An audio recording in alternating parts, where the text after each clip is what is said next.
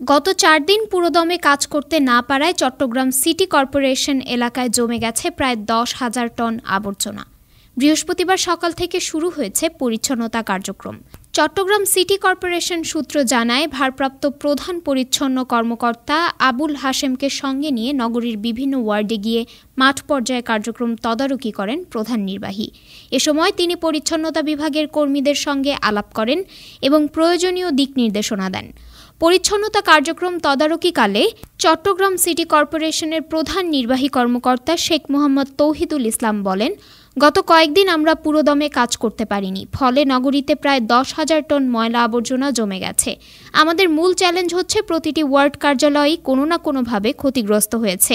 পরিচ্ছন্ন কার্যক্রমে ব্যবহৃত যন্ত্রপাতি ওয়ার্ড কার্যালয়ে থাকে। এসব যন্ত্রপাতির প্রায় অর্ধেক ক্ষতিগ্রস্ত হয়েছে, তবে আমাদের লোকবল অক্ষত রয়েছে। আমরা আমাদের কাছে থাকা সচল যন্ত্রপাতি দিয়ে কাজ করছি। আশা করছি কয়েকদিনের মধ্যেই নগরীকে পরিচ্ছন্ন করতে পারব। চট্টগ্রাম সিটি কর্পোরেশন যেসব নাগরিক সেবা দিয়ে থাকে সেগুলোকে পুরোদমে সচল করতে আমরা মাঠ পর্যায়ে তদারকি করছি। তিনি বলেন, ইতোমধ্যে চট্টগ্রাম সিটি কর্পোরেশনের বিভাগীয় প্রধানদের নিয়ে সভা করে কর্মকর্তা কর্মচারীদের উপস্থিতি ও দায়িত্ব পালন নিশ্চিত করার জন্য নির্দেশনা দেওয়া হয়েছে।